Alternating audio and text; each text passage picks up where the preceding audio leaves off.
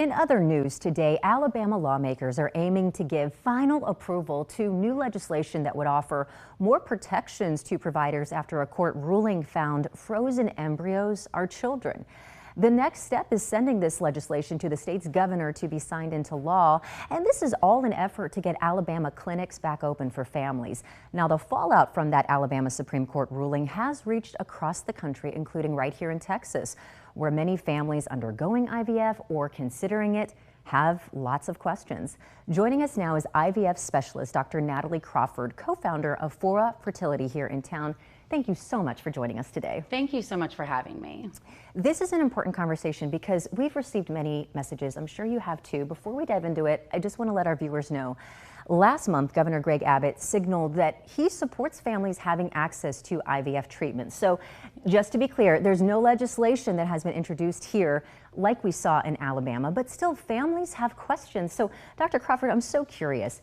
Have you received any calls or have you fielded any questions from patients just curious about what's happening, and do they have any concerns? Yes, we have had so many questions, and I think this just reflects the uncertainty that there is around reproductive rights and your ability to control your decisions when it comes to having a family.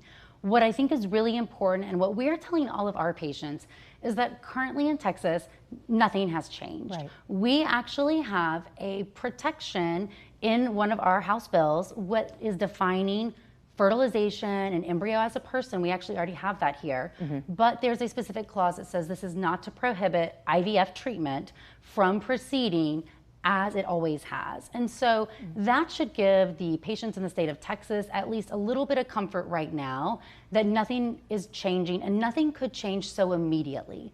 Because in Alabama, they didn't have this clause. It allowed this uncertainty once an embryo was ruled a child about what you could and couldn't do. And we would have to have something new introduced into the legislature. It would take some time before we would see such a sudden change here. And hopefully that won't happen. And I'm glad you brought up timing, because I do want to talk about that in terms of IVF treatments. I do want to mention this though first. You have a big devout following on social media. That's actually how I found you. And I think it's really interesting because you use your platform to educate families. When we think of IVF, you know, I have a lot of friends who have gone through this, and families put their life savings into IVF. It's costly, and as you mentioned, it's a time-sensitive situation. And the women who go through it, they say it's not easy. So for those viewers who just may not understand what IVF is, or maybe they're not familiar with it, they didn't have to go through that, can you just explain the basics of IVF? Absolutely, and I think that's a fantastic question, because when you hear embryo, what is an embryo and when is fertilization happening?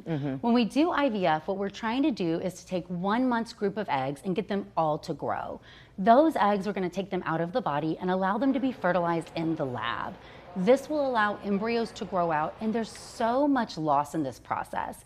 Not every egg is going to fertilize or even become an embryo stage, which is about 300 cells around day 5 or 6.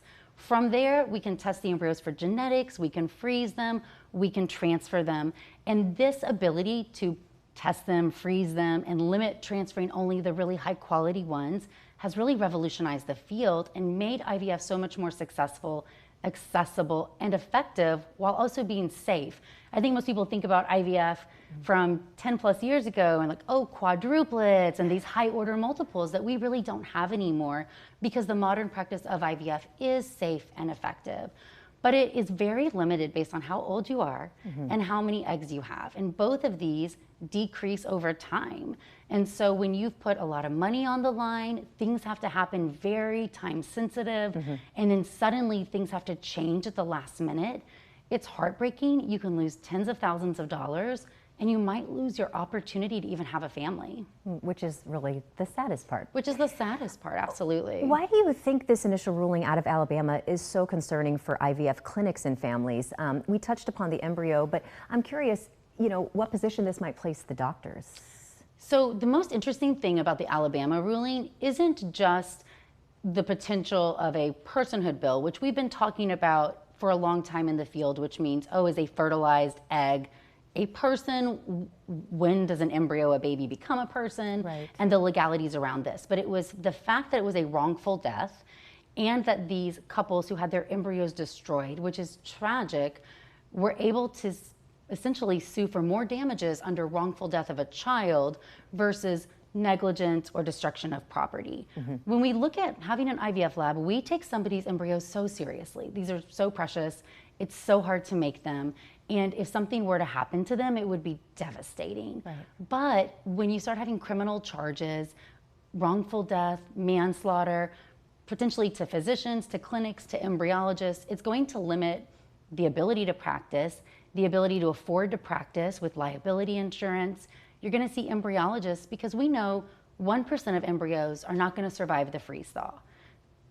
But is that wrongful death if it doesn't? Is that a potential charge? And you're not going to have anybody who's probably willing to practice under such uncertain times. Right. And that goes for patients as well, right? Patients' criminality, your staff, the doctors, the embryologists. So it's really concerning based on the terminology they were using in Alabama specifically. Thank you so much for shedding a little insight for all of us here in Texas. We really appreciate your time, and we hope you come back as we continue to follow everything. Thank you so much for having me. Thank and you. just for everybody, thanks for addressing this issue so we can educate more about it. Yes, it's important. Thank you so much, and we'll be right back, everybody.